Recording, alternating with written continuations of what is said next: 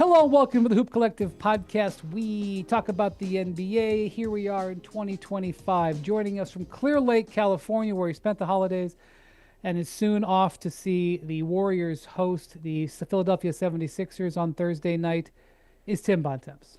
Hello, everybody. And joining us from Los Angeles, California, where he's on NBA today, and he will be going to the Blazers-Lakers game, I believe, on Thursday night. It's Band MacMahon. Howdy, partners. Then I got to hustle home because Cavs, corners coming to Dallas, baby. Here's what the podcast listeners need to know. And I know because I've sat in that chair and I've been wearing makeup, and right now you're wearing makeup, MacMahon. I shouldn't have told you this.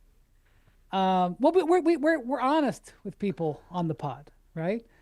Your skin has never looked better, but in truth, you are playing hurt today. We admire you playing hurt because, well, I'll let you tell the story about why you have extra makeup on your face today.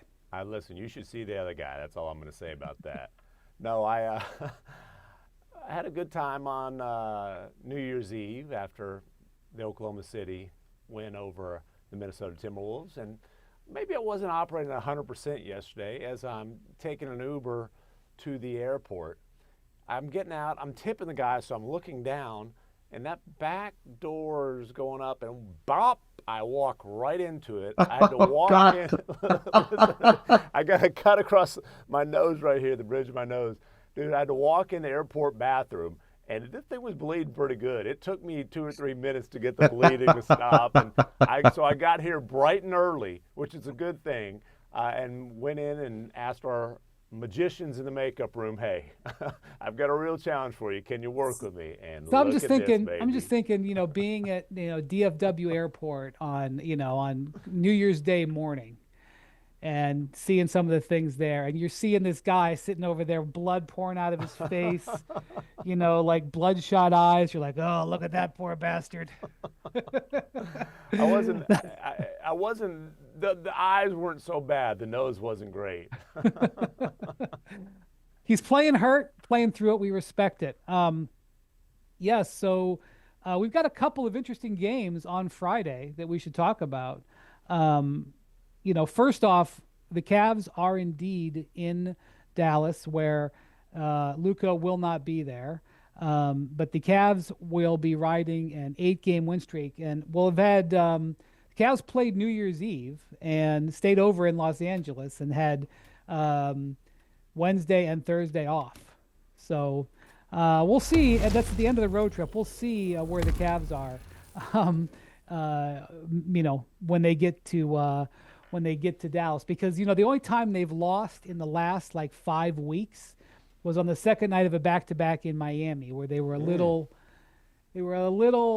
hazy. I'm not saying I have any insight to what happened. I'm just going to tell you that they're, I think, 12-1 in their last 13 games, and that was a loss. Second night of back-to-back in Miami. So we'll see. They've been here for a while.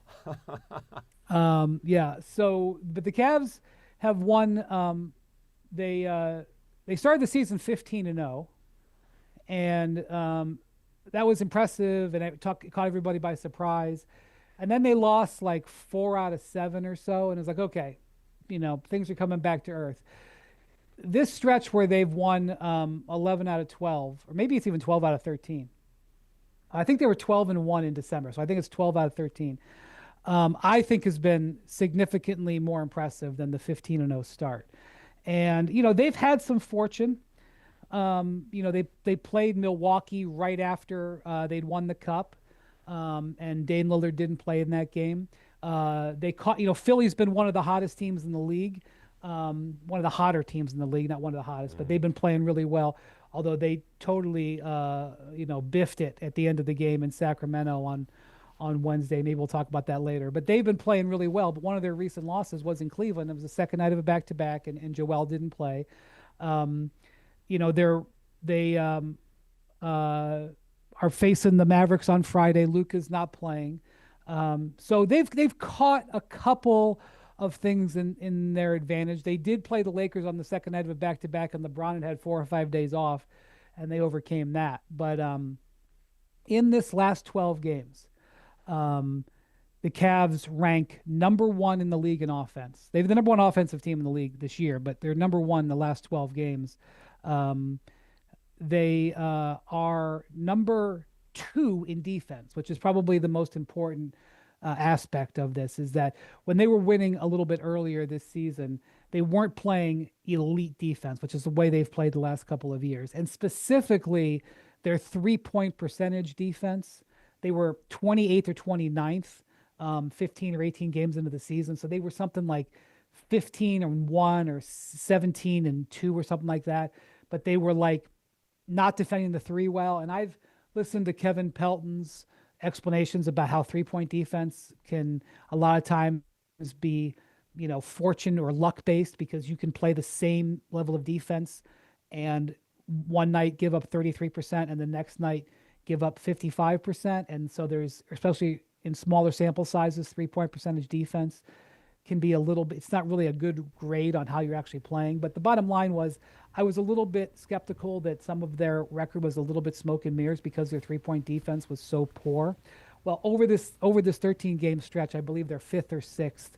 The numbers change every day, but they're fifth or sixth in 3-point percentage defense. So, I don't have enough analysis to be able to tell you whether they're just defending a lot better or their fortune has flopped around. But I can tell you that their opponents are making a lot less. And the reason that I believe that this is the Cavs team, this streak is more respective and more impressive of the Cavs, is that their defense is number 2 in this 13 game stretch. That is an important number. And then this is the big one. In this stretch, they have a net rating of plus 16. So per 100 possessions, they are outscoring their opponents by 16 points.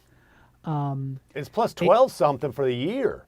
Yeah, it's obviously very good. They played a game in Denver the other night, and I realized that Denver is not playing high-level basketball right now, and that they are really struggling on defense. But in that game in Denver, which they're on a long western trip right now. In that game in Denver, the Nuggets shot 50% on threes. Jokic had an efficient triple-double, of course. Jamal Murray had a great shooting night. I think Michael Porter Jr. made 5 out of 8 threes. Their bench made 80% of their threes. Their bench was like 4 out of 5 on threes that night in Denver. Okay. I know Aaron Gordon was out, but still. And the Cavs obliterated them.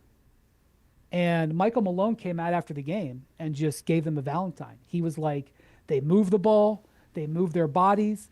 I don't know how to stop them. And here's a number that if you're looking for reasons to believe in the Cavs as a contender, guys, they're 9-0 against the West. 9-0. And I really, this trip at Denver, at Golden State, which is, I'm going to bring Bontemps in. I'm soliloquying. Bontemps, you saw them in between Christmas and New Year's where they blasted the Warriors. Not a great game that either team played. The Warriors aren't playing well right now, but another double-digit win. At some point, you got to take them seriously here. I mean, they are 29-4. They are on pace for 70 wins. Okay, so Bontemps, I'm making the case that this is a bona fide contender here. Because I wasn't ready to say that when they were 15-0. I thought they had a great start. I wasn't ready to say that they were a bona fide contender. They've got a 5-game lead over the Celtics. They've lost 4 games out of 33, and they've got a 5-game lead over the team that's in second. Their position on the number 1 seed is strong, and they've played a lot more Western games than Boston has at this point.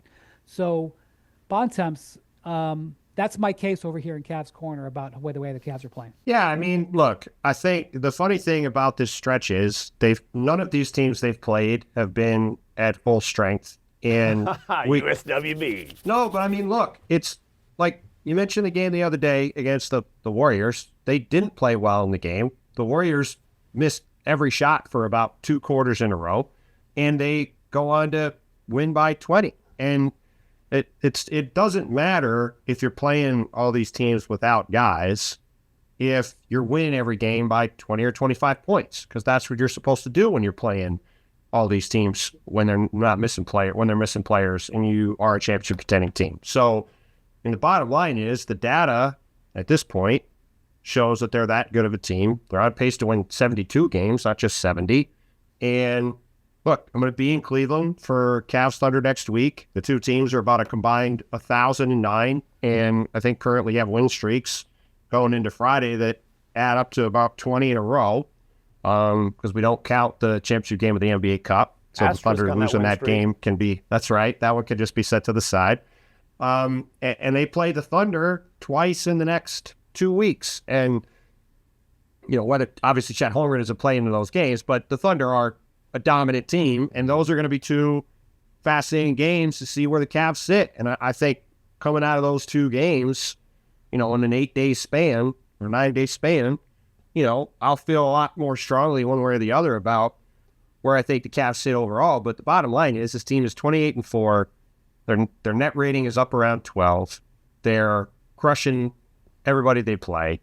And, they're going to have to prove it eventually in the playoffs when they go up against Boston and these other teams in the East and the Knicks and, these other teams that are starting to play well. But the data that we're looking at is pretty irrefutable that these guys should be taken seriously with the way they've gone through 2024 or headed into 2025. Yeah, and look, you can make the same argument about they got to prove it in the playoffs for the Thunder. But right now, there are two teams that are way above the rest of the field. The Thunder in the West and the Cavs in the East. And you mentioned they're doing it with the record with 5-game cushions for both of them. They both have net ratings that are in double digits, 11 and change for the Thunder, 12 and change for the Cavs. And I'm absolutely looking forward to these two matchups you've got coming up. You'll be at the one in Cleveland. I'm hoping to get to the one in Oklahoma City.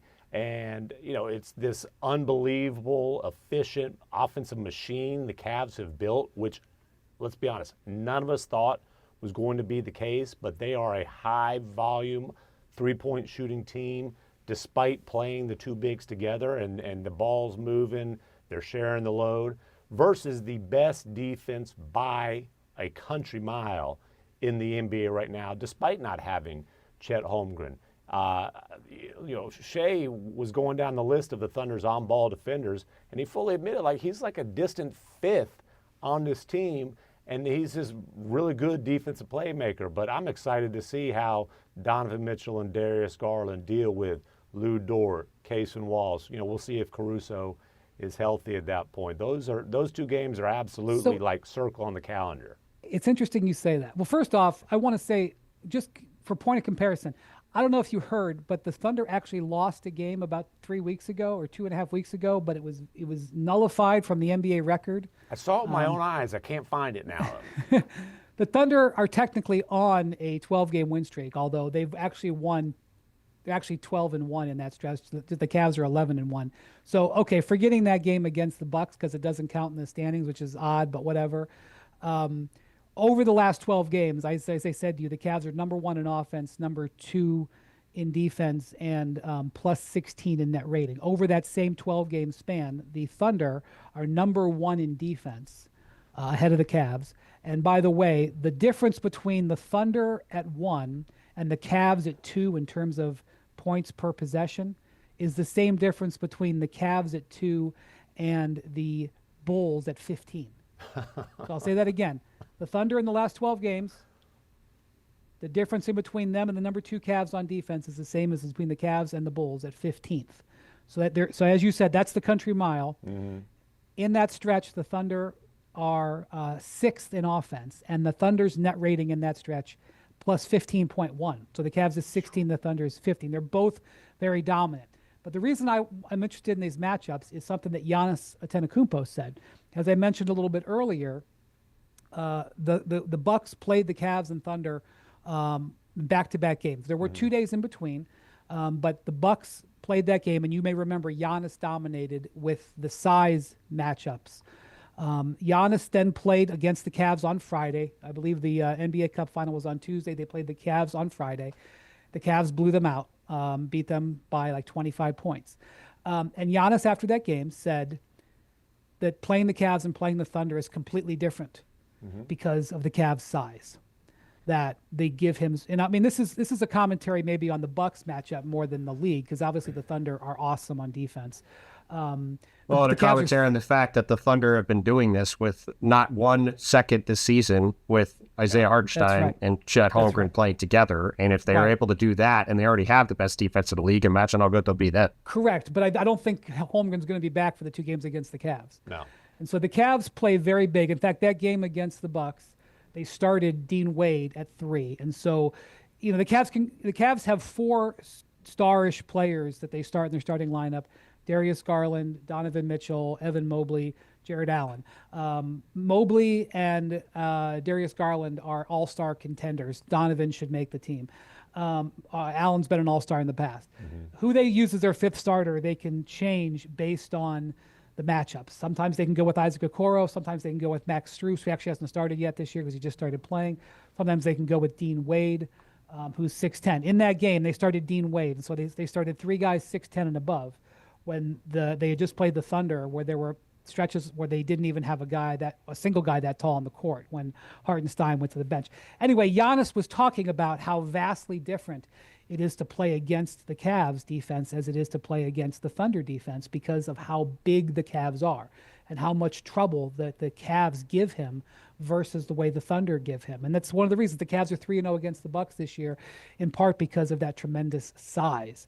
So obviously when the Cavs play the Thunder twice in this next 10 days, they're going to have a size advantage. We'll see if that plays. I mean, again, I'm sorry to be the arbiter of this, because we're in Cavs corner and you're feeling great. Your team's 28-4. They did play the Bucks 2 of the 3 times with at least one of the 2 stars not playing. I am literally quoting Giannis about this. I understand These are that, but just Giannis's saying, comments. They are not mine. I understand, but just sort of nice, boy. just saying that they're beating the Bucks in part because of their size. They're beating the Bucks in part because the Bucks' best players, when they have no depth, have not been available for 2/3 of the game. Okay, they're beating the crap out of everybody, though. I agree. I'm just pointing out that in the 3, they played them 3 times, and 2 of them, the Bucks did not have one of their 2 star guys out. That's all. And Dagenhalt, before the NBA Cup Finals, said, look, this is going to be a size versus speed matchup. And as much as Giannis dominated that game, the Bucks scored 97 points, right? It's not like the Bucks put 125 on them and ran away with it. It was a blowout because it was a brick fest. Yep. They couldn't hit shots. And look, the Thunder, right now, you mentioned during the stretch, they're 6th. That's with Shea on an absolute heater. I mean, he's got 40 in, I think, 3 of the last 5 or 6 games. He's got 35 in half of the games of this winning streak. The efficiency's off the charts. They have not had a great shooting season as a team, but the outlier performance is absolutely in that NBA Cup final that nobody can find now. Yeah, I think, look, I am all for getting up for games in January, and I'm going to be up for these games, and I'm excited that you're going there, Bontemps, because, by the way, ESPN picked that game up. I don't remember who ESPN dropped. ESPN flexed into Oklahoma City versus Cleveland. At the beginning of the season, that was just another game on a Wednesday night. Now it's going to be a national TV game. I am all for seeing it. I recognize that it's not necessarily going to be what it would look like if they saw each other later on. But it's a great opportunity to see 2 teams that are playing very well. And, the Thunder's struggles shooting the ball a little bit, we'll see. Maybe they have a hot night. Maybe Isaiah Joe hits 6 out of 8 threes in Cleveland. Maybe that's a night where the Cavs are hitting their 3, because when the Cavs hit it, that's the one thing about Cleveland. And again, one of the things that I'm noticing is after each of these games, like they played the Sixers right before Christmas, and Nick Nurse was like, they make 2 passes and they have an open 3 like every single time. Like you almost can't defend them. JJ Redick said the other night, you have to play perfect basketball. Basically perfect level basketball to try to beat them. Steve Kerr, as you were there, Bontemps, went on and on about how this team reminds him of his Warriors team when he took over 10 years ago, because they had great continuity and great shooting. And, and I just talked about Mike Malone. Giannis was incredibly complimentary of him. After every single one of these games, the teams that they're vanquishing are coming in without a lot of prompting and just praising them. And one of the things that's happening, I think they got 6 different players right now that are shooting over 40% on threes. So they are probably not going to keep shooting at this level, but they got 6 different guys who are shooting over 40% on threes. And one of them isn't Dean Wade. One of them isn't Sam Merrill, who's their three-point shooting specialist. And one of them isn't Max Strus, who I believe has played 5 games and has started out a little bit slow. He had a good game against the Lakers the other night. Those are what I would argue are their 3 best three-point shooters, like on career average. That and maybe Donovan Mitchell. So they got 6 guys hitting over 40%, and I think 3 guys that are capable of shooting over 40 aren't even doing that. And they move the ball incredibly well. I think they're second in the league in passing, passes per game, second or third in the league in passes per game. So I don't know. Take that, Bontemps. Yeah, throw their urine soaked wet blanket on that. Hey, again, the Cavs are playing great. All I'm pointing out, I mean, again, I'm just pointing out facts that they have played a lot of these teams when they haven't been at 100%. And they have curb stomped all of them, which is to their everlasting credit. And they're smacking everybody every game, whether they play well or not. Like, again, like I said, they didn't play well against the Warriors. The Warriors are obviously a mess for a bunch of reasons right now. They still smoked them by 20 on the road. Like, that's still a really good win. So, look, they're playing great, and the Thunder are an incredible defensive team, and with their ability to, throw all sorts of different explosive defensive playmakers at Donovan Mitchell and Darius Garland, I'm going to be fascinated to see how that game goes, how Jared Allen handles Isaiah Hartenstein in the paint. That's not a matchup that Jared Allen has done well with in the past. Like, it's going to be a super fun matchup. And yeah, Chet isn't going to play, but we're going to see, knock on wood, everybody else playing twice in the next 2 weeks. 2 teams playing great in what'll be turbocharged environments because the fans in both places are understandably fired up. And it's going to be a real good barometer for both teams to see where they're at for the games to come. And, there's going to be plenty more games for the Cavs to show up against teams where they've got people playing. And, we're going to be talking about it a bunch going forward because obviously it started out as a bit of a joke, but with Cavs corner. But, when you're 28-4 and on pace to win 72 games, you deserve to be talked about a lot, and they're going to be. We'll talk more about the Thunder in just a second here, but MacMahon, because they've got a big game on Friday. MacMahon, I just want to talk about the Mavericks real quick because that's the game you're going to be going to on Friday, Cavs at Mavs. Mavs had a tough Western trip. They've lost 4 out of 5. They play the Cavs and the Grizzlies the next 2 games. Obviously, Luka is out for a while with the calf injury, at least a month. They are 20-14, but they're losing ground. They had just really kind of gotten to a really good place when Luka got hurt, and that was obviously there's never a good time to have your superstar get hurt. I just want to check on the Mavs and what you're seeing here as they go through the stretch. And this tough stretch started on Christmas Day when Luka got hurt. They almost pulled off the amazing comeback, but that fell short. And then you've got Najee Marshall getting, the next game, Najee Marshall getting suspended. PJ missed a game. PJ Washington with a suspension. Did you feel like that was a little bit of a weak? I didn't know that PJ needed to be suspended. What? I didn't know that PJ needed to be suspended. It was a nothing action. And he got 4 games or 3 games? Oh, no, Najee punched him. PJ got 1 game. No, I know, but 4 games for that, fake apparently slap? went after him in the hallway, whatever. Right. More concerning, P.J. Washington sprained his right knee in the loss to the Rockets, so they're 1-6 without P.J. Washington this year. Hopefully it's nothing serious, but he's probably going to miss a little bit of time. And then, look, they're going to take their time with Luka. He's going to have to recover, and then they're going to have to ramp him back up, and they're really going to be deliberate about the ramp-up process, his conditioning. They don't want to put him in a position where he's at serious risk of injuring that again. It's the 2nd time he's had a calf injury this year to that calf, 4th time over the last 4 years. Last time he was injured, the conditioning really suffered, and he was not good by his standards to start the season. And then you've got to be careful without Luka knowing the load that Kyrie Irving has to carry. He's going to get the number one defenders. He's going to have Dylan Brooks, for example, in Houston, just all over him. You can't wear him down, so they'll be selective about giving him some rest. They slipped to the 5th seed already. I don't know where they'll be once Luka gets back and in a rhythm. I would say Luka's being right, Kyrie not getting worn down are the priorities, and then you get to the playoff seeding. Yeah, fair enough. Okay, so we talked a lot about Cavs and Thunder, but the Thunder have a big game first. Friday night against the in Oklahoma City against the Thunder. Thunder, 12 winners of 12 consecutive with an asterisk. New York Knicks, hottest team in the East, 9 in a row. We talked about them recently. Some of these games have been favorable, but they're winning impressively. They dominated the Jazz on Wednesday, even though Jalen Brunson missed that game. So they started the season, if you remember, 10-8. And I went and looked over the first 20 games of the season, which is when they were 12-8. But the first 20 games of the season, they ranked 22nd in the league in defense. And Tibbs was grumbling and saying we're actually playing better than our stats show. Over this last 9 games on this win streak, and again, I'm going to read who these are against. They beat the Magic twice,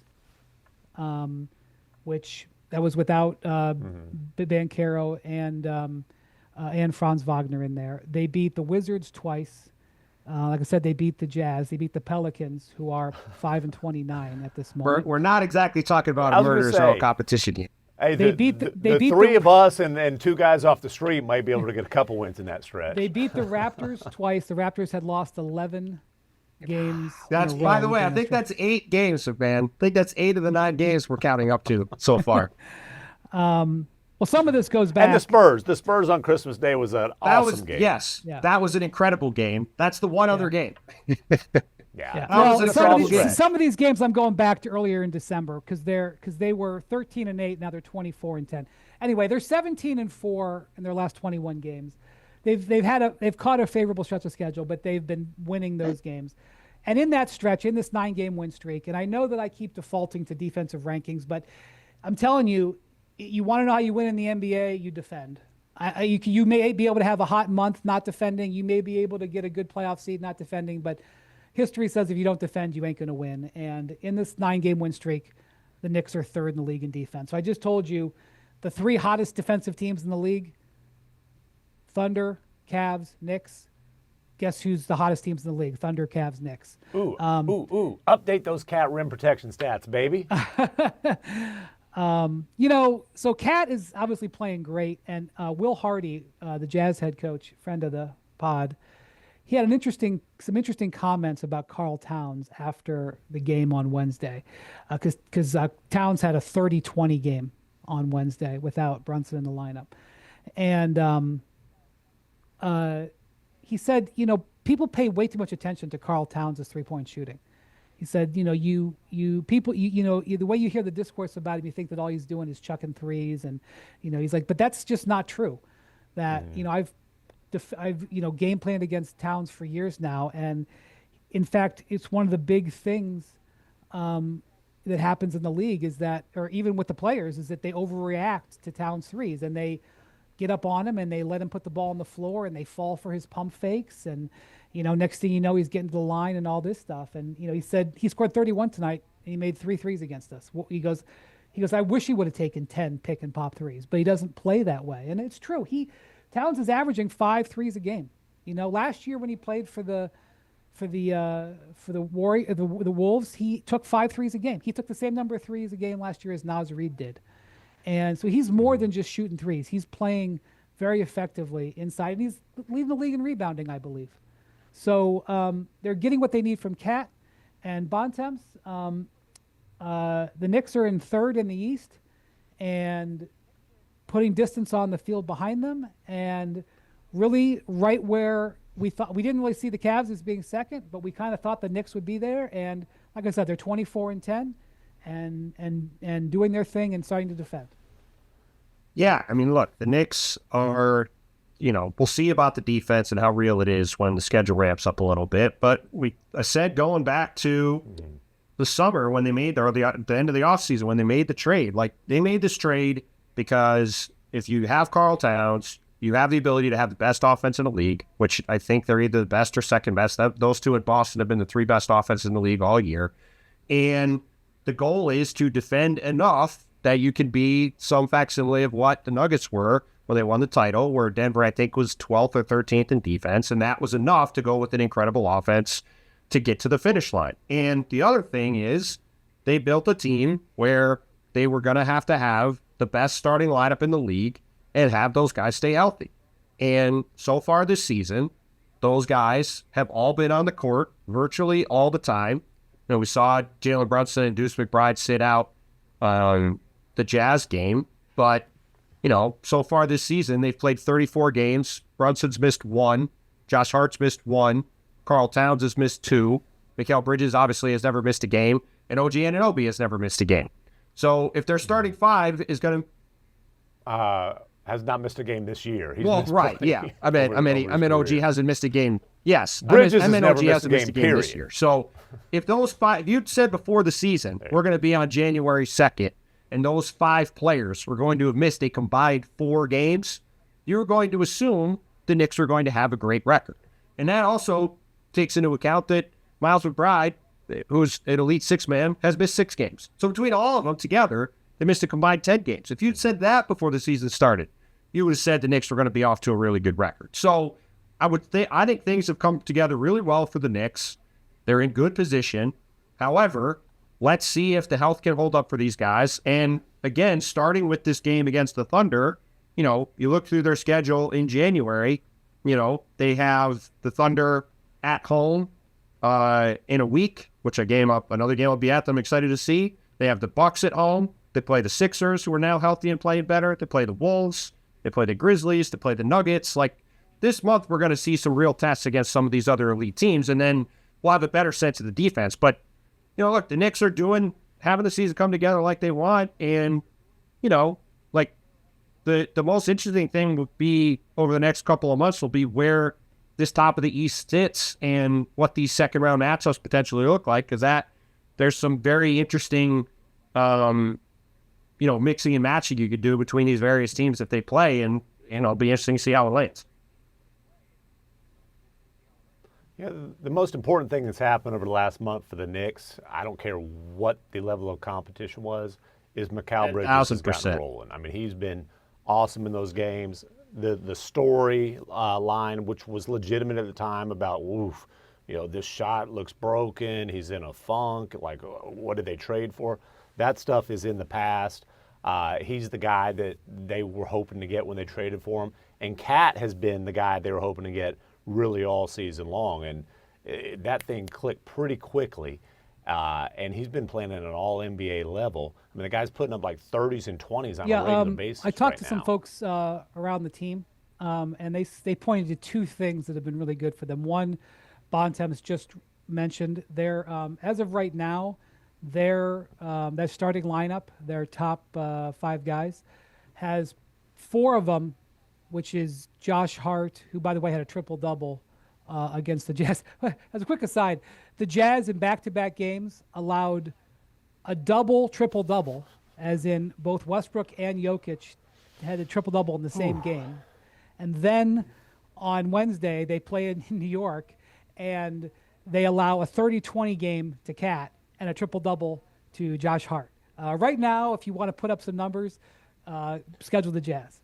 So anyway, 4 of the top 25 players in the NBA in minutes are Knicks starters. So Josh Hart, Mikal Bridges are right there, like number 1 and 3, I think. Jalen Brunson and OG Anunoby. OG Anunoby, who's had durability issues, is top. I think he's 7th or 8th. And you add Towns, who's not that far behind, and their starting lineup has played like 130 or 140 more minutes than any other lineup in the league.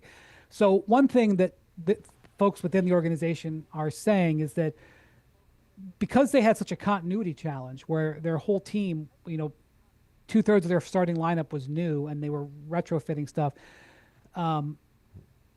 that all those minutes helped fast track their continuity. That if you watch the way they play now as a group, it's obviously way improved to where it was in November, and that's just because of minutes. Now, it is a risk playing those many guys that many minutes, but that is a positive side effect. The second thing they said was the players coming to Bridges' defense was galvanizing within the locker room. Now, it's not surprising that Josh Hart, who's one of Mikal Bridges' best friends, would come to his defense. But it wasn't just Hart. It was a number of players did. And that because they were struggling, Bridges was struggling. He was kind of the face of their early struggles because of the trade, because of the 5 first-round picks. That has helped their chemistry, from what I am told. I'm not in the locker room. This is what I am told. I don't think that the Villanova boys needed chemistry, but I am just told that was helpful. So that's key.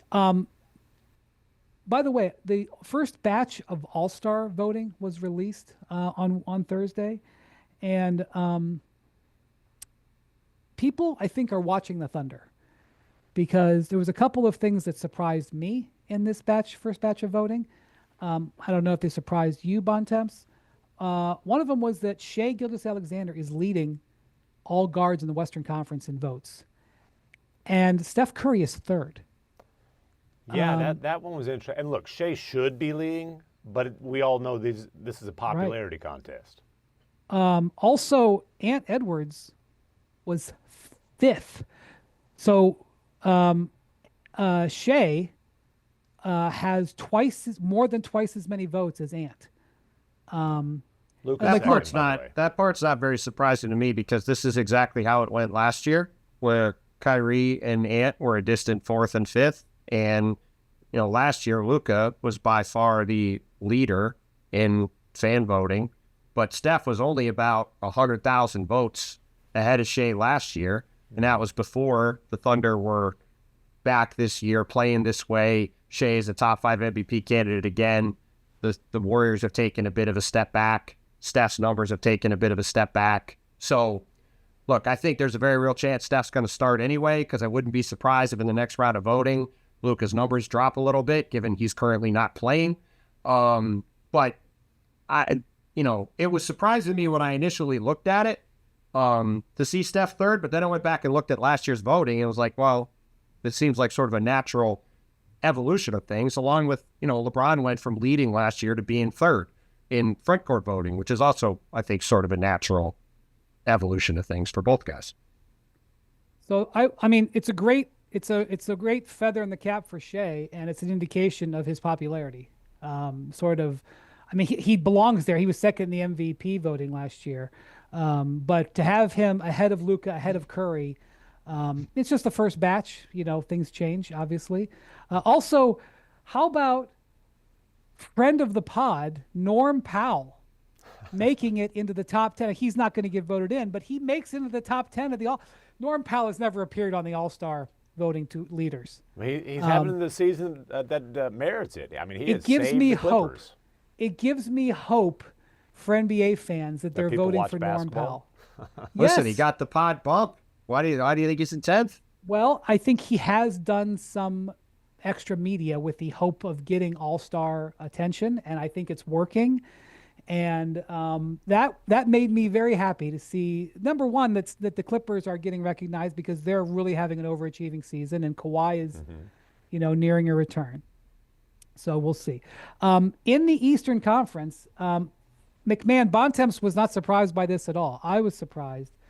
The number one guard by 250,000, almost 200,000+ votes, LaMelo Ball, trouncing Donovan Mitchell, who's in a distant second. I saw that. I chuckled. I'm not surprised. I mean, the guy puts up these huge numbers, and it's a very Instagram-friendly game. Yeah, he's averaging 30 and 7. He's massively popular with young fans and on the internet. So it shouldn't be a surprise that he's leading the voting. And he plays an all-star style on an every game basis. He has been preparing for the All-Star game for months, years. Can you foul out of an All-Star game? They should crank that up to 10 like they do in summer league. What's going to be interesting about LaMelo is, I mean, look, Donovan Mitchell, I think, will certainly be first among players and media voting at the guard spot. I can't imagine anybody won't have him on there between his play and the way that the Cavs are playing. But the second guard spot will be interesting in the East because LaMelo's got, I mean, I think he's going to end up with the most fan votes. So he's going to have 50% of the vote at number one. But how many players are going to vote for him, and where are the media going to vote for him? Like, he does not deserve to be an all-star starter. If you want to tell me, me, by the way, he was an all-star on his second year in the league. He has been an all-star before. I'm saying a starter over I know. Brunson I'm just pointing for a out. team that's competing for Cooper Flag. Give me a break. Hey, I agree. He's got a very big head start.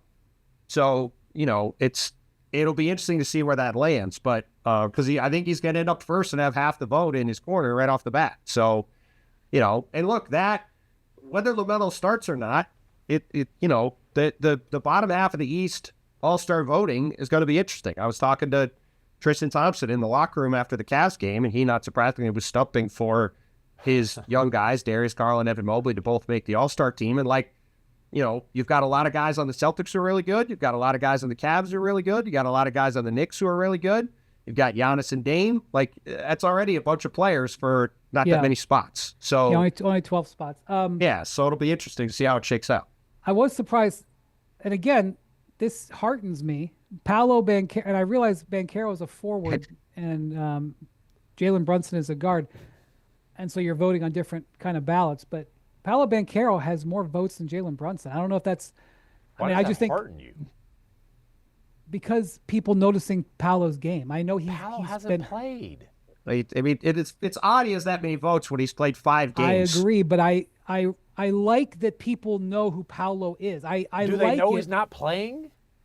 That point is fair. I'm just saying I like new blood up there. I like people, you know. I do too. And Paolo is absolutely an all-star talent. I hate that he got hurt, but it's ridiculous to give him an all-star vote when unfortunately he's barely played this year. Well, I know, but I'm saying I like that people are noticing how good he is, and I put him up there. I mean, I would say my takeaway from that voting is that I think Karl Towns is very likely to be starting the All-Star game, which is a heck of a statement on the season that he's at. Let me just go over the top of the votes real quick, because I was just so in the Western front court, 3 guys taken here: Jokic, Durant, and LeBron. 1, 2, 3. Anthony Davis 4. Victor 5. I think it's very likely Jokic, LeBron, and Durant will be starting there in San Francisco. And then the guards: Shea, Luka, Curry, Kyrie, Ant. We'll see in the Eastern front court. It'll be Shea and Steph barring something crazy would be my expectation. Yeah, in the East front court again, 3 guys play: Giannis, Tatum, Karl Towns 1, 2, 3. Then a giant golf, and then Banchero 4, ahead of Jaylen Brown, which I'm sure Jaylen will take very well. That a guy who's not playing is ahead of him in All-Star voting. I'm sure that won't cause him any consternation at all. And then in the guards, LaMelo and Donovan Mitchell in 1 and 2 in starting position, and then Dame Lillard, Jalen Brunson, Trae Young at 3, 4, 5. So.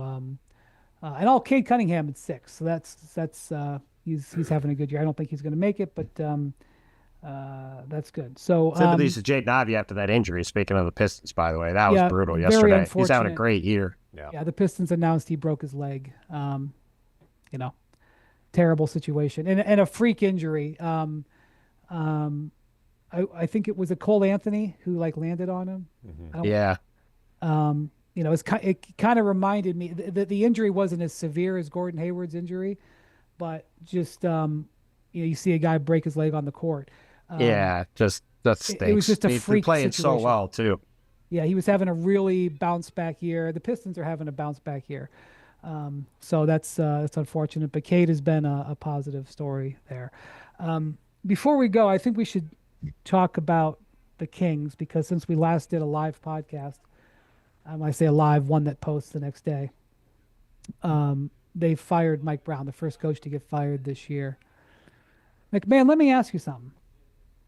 Now, maybe it'll happen tonight. I don't know. And they have gone 2-1 since the fire, and they had a crazy victory over the 76ers on Wednesday. Joel Embiid did not play in that game. I think Kelly Oubre was out too. And the Sixers were ahead by 9 points with how much time left, Bontemps? Were they up by 3 and a 9? half. 3.5 minutes. And the Kings closed the game on a 15-0 run. They've obviously been a team that has struggled poorly in the clutch. This wasn't even a clutch game when they started the run. But anyway, so the Kings fired Mike Brown. And as far as I know, unless I missed it, and if I missed it, I will issue a mea culpa. They fired the most successful coach they've had in like 15 years. And like, what if you thought Mike Brown needed to be fired? Fine. I'm not even like taking that position, but he has been the most successful coach they'd had since Rick Adelman. And no press conference. Yeah, Nothing. just some like boilerplate statement.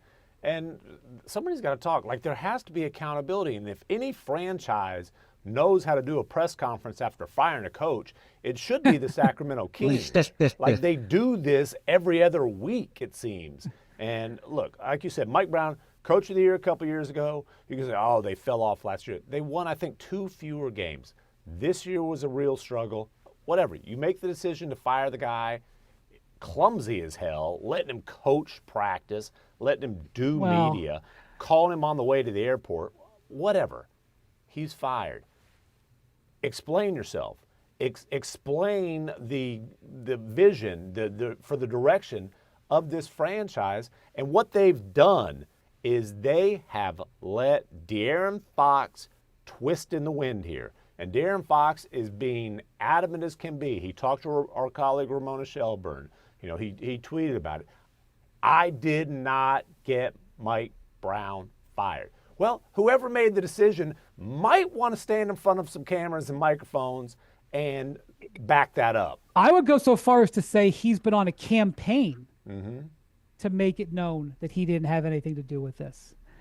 And it's not unusual for star players to take blame when a coach is fired, especially if it's even a mildly controversial firing.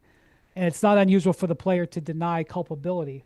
Well, and the timing I would say of it's a that, bit of a doth protest too much situation. And I just double-checked with James Ham, who's covered the Kings for a long time, and he said, nope, still waiting for a presser. So there has not been one as of Thursday morning. And the timing of the firing, there's all this stuff swirling about De'Aaron Fox. We've talked about it. I think it's pretty clear he's setting himself up to ask out this summer. He had the absolute brain fart that leads to the Jaden Ivey 4-point game winner. Mike Brown wasn't protecting his guy after the game, basically told everybody what a terrible mental lapse that it was, and then Brown's fired the next day. So the timing's certainly tough from an optics perspective. Yeah, well, I would just say, and I think this has all been reported. I'm not trying to like report anything here. I'm not trying to steal anybody's stuff. I'm just saying, like, I'm pretty sure that after Mike Brown got a 3-year, $25 million contract extension over the summer, that I'm pretty sure he and De'Aaron Fox, you know, kind of got on the same page that Mike was going to be much more aggressive coaching him this year. Yeah. And I think in Ramona's story, she talked about how Mike would send De'Aaron like almost daily grades about how he was performing. And it was part of a strategy. I think Mike did it because he knew he thought he had coaching security. And I think De'Aaron wanted it. I think De'Aaron wanted the constructive criticism. So while it's never necessarily good to call out your star player, I think that was the way that Mike Brown operated with De'Aaron Fox. And so Sometimes it is good to call out a star player. I'm sorry, like this idea that you have to treat these guys with kid gloves at all times, regardless of circumstances, is ridiculous. Look, I haven't been to a Kings game all year. I'm not going to claim super duper insight into that situation. Here's what I do know. If you're a strong organization and you give your coach an extension, you don't fire your coach because of he has a bad 7 or 10 games. Yep. If you're a strong organization. Now, I'm not even talking about the Kings necessarily in general there. Like I said, I wasn't there. Maybe there were things happening where this was an absolute necessary situation, but I'm just saying that's not how good organizations operate. Well, if it was an absolutely necessary decision, perhaps they could have made it before practice that day instead of hemming and hawing until the guys got 1 foot on the plane. You know what? There's no good way to fire anybody. There are awful ways, though. There are bad ways, though. Right. But I'm not, very rarely do you hear, you know what, they fired me and it was, I mean, this that's was what the money. egregiously poor. It was not good, but it doesn't, of the things that bother me about that firing, the way they did it is not high on the list. How about the aftermath of it, where we're still waiting to hear from anybody who was Well, part of the that's- decision-making process? Well, again, that goes to organizational leadership. It goes Well, yes, to that's- a yes. dysfunctional franchise that starts with the guy who owns the team. Yes, it all goes back to the same thing. Like you said, the process here has been bad on every level, right? That reflects on the organization. And let's be honest, the one time in the last 20 years when this team has had some reasonable level of stability has been the last couple of years of Mike Brown coaching the team. And the rest of the time, they've been a fairly dysfunctional mess that has rotated through all sorts of coaches and front office people. And by the way, to your point, the Kings had a disastrous 5-game stretch, right? They collapsed and lose this game to the Pistons. They lost multiple times to the Lakers, which is always a bad loss in Sacramento. Had never happened before with Sabonis until this season. Right. They then play Tyrese Halliburton and the Pacers. We've talked a bunch about how Halliburton has exactly lit the world on fire this year. The Pacers haven't lit the world on fire this year. They blew the Kings out of their own building. So, it was a perfect storm of stuff that happened. So you could argue, hey, look, maybe we need to change voices, whatever, if you wanted to. But even in doing so, the way they did it allowed the rest of the NBA universe to tee off on them for the incompetent way they went about even doing it.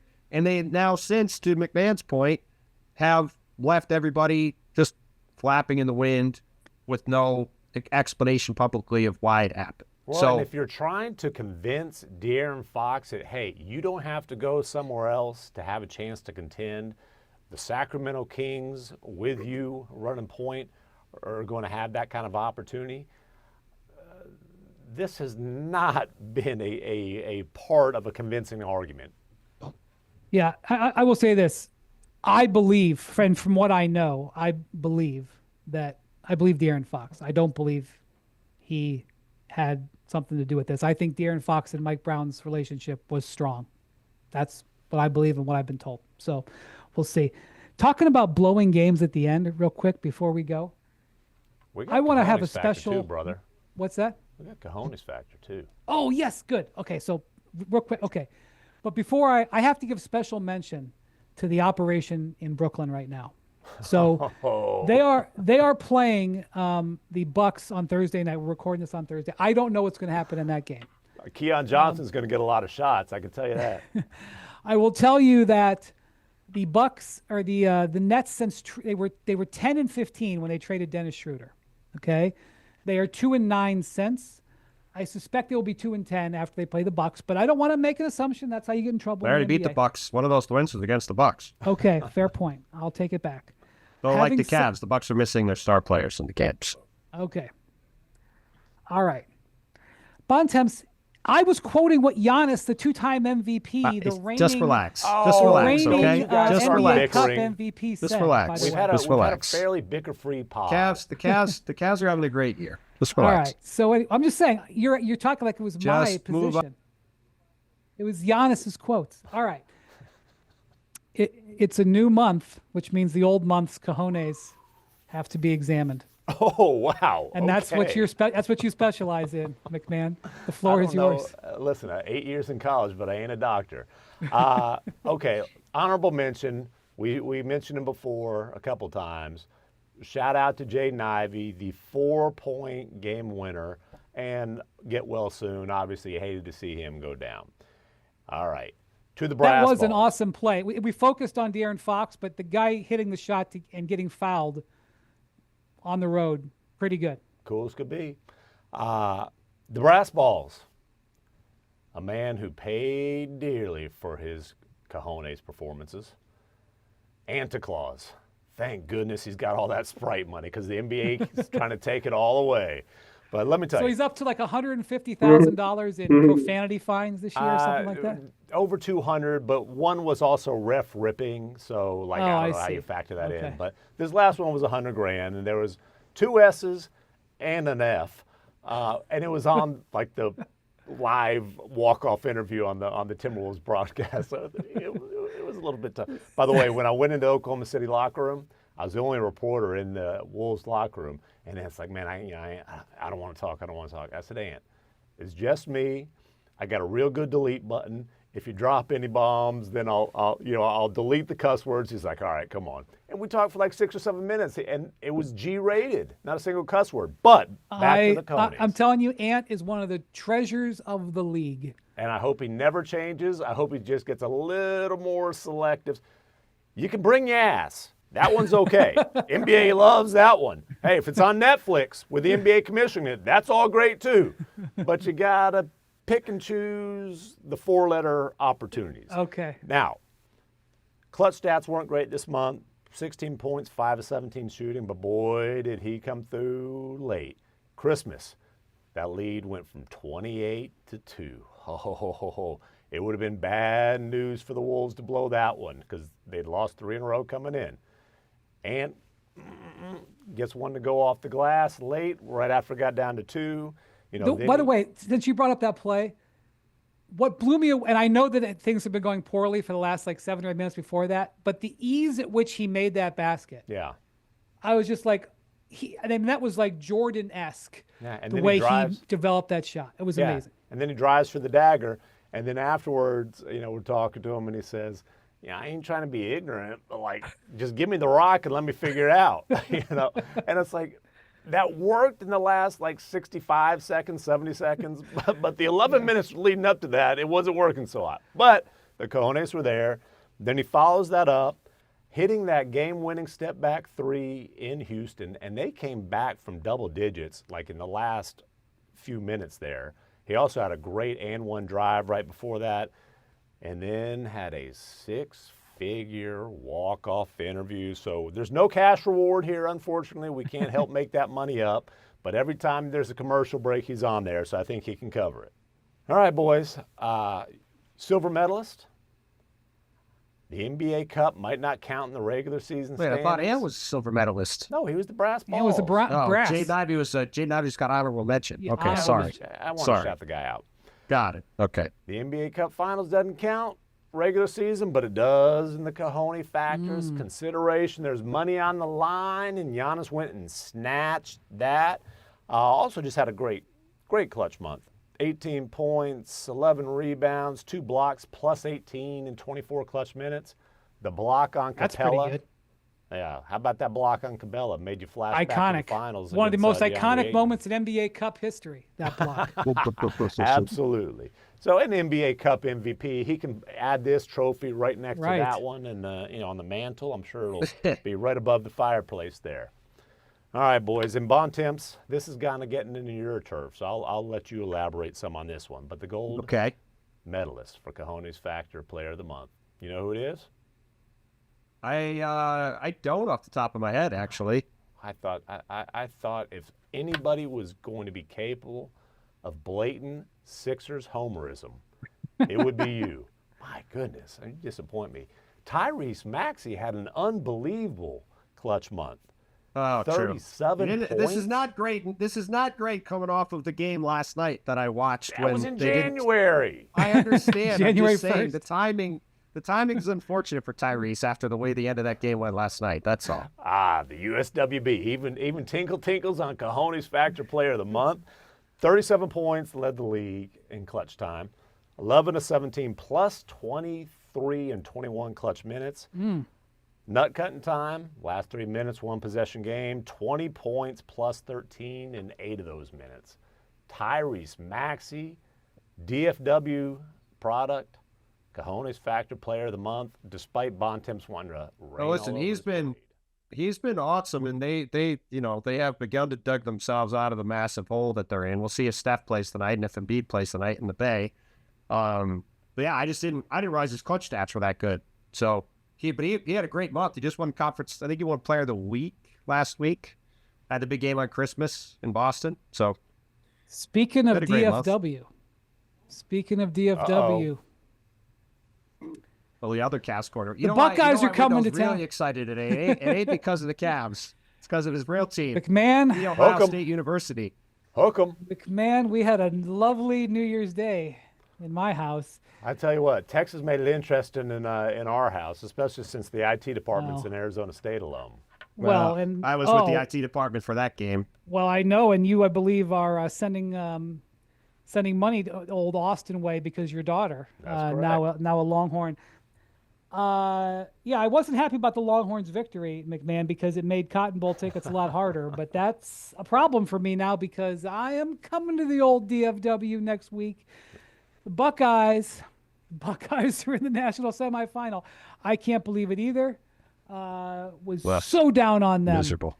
after they lost to Michigan. It was ridiculous. In fact, the wins over Tennessee and Oregon only make the loss to Michigan more unexplainable. You guys can only imagine how much Brian talks about the Cavs privately. He talks more than that about Ohio State privately. And Well, it's a thing- lot of misery. Vivek, if he was an Ohio State alum, Ryan Day would have been out right after that Michigan game. I guarantee I you have that. no He wouldn't have been comment able to to coach in the Rose Ryan Bowl. Day out. That's for sure. Get him out. I said privately, he's going to have to be fired, but you can't do it till after the playoff. And so, I didn't exactly call for his firing privately, but Okay. like I said, it's neither here nor there. So if you got Cotton Bowl tickets, McMahon, you let me know. They're a little steep with the Longhorns. I heard that there's a little bit of money in Texas, and there's a few UT grads in Texas. So it's there's a few. had the Sun Devils. Was Sparky? Isn't that their math? Had Sparky gotten it Yes. done in overtime and not let the Longhorns off their hook, Or if they just had gotten a targeting call at midfield, it seemed fairly obvious. But we Let's talk leave that about as the it may. NBA. Well, The listen, next week, I told we'll you be this, talking though. about the Buckeyes I told in you Dallas. this. If you can't get tickets, we are having the boys' birthday party. It's at this pickleball joint. They're going to have TVs all over the place. You There can you get go. your butt kicked at pickleball and watch the Buckeyes get their butts That's whooped right. by the Hornets. Bontemps, that seems I like am a going better to time fly. than the Cotton Bowl anyway. Bontemps, I am going to fly to. I'm going to fly to Dallas just to play pickleball with McMahon's family, and watch the game. So, but no, very excitedly, my First my co-ed best birthday friend, party.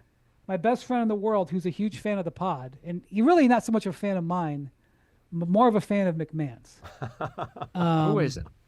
My best friend John, he is a big Ohio State fan. He's coming. I think he's coming just because McMahon said he'd have lunch with us. Let's do it. Like we got Yeah. lunch on Friday, and let's see if you can keep that streak of reaching for that check, baby. Boy, you were quick with that. I like it. That hand-eye coordination. Oh, Woo! man. Yeah. All right. Thank you for listening and watching the Hoop Collective. Thank you to Bontemps McMahon. Thank you to Rafa, our producer, and Happy New Year, everybody. And we will talk to you soon. Adios, amigos.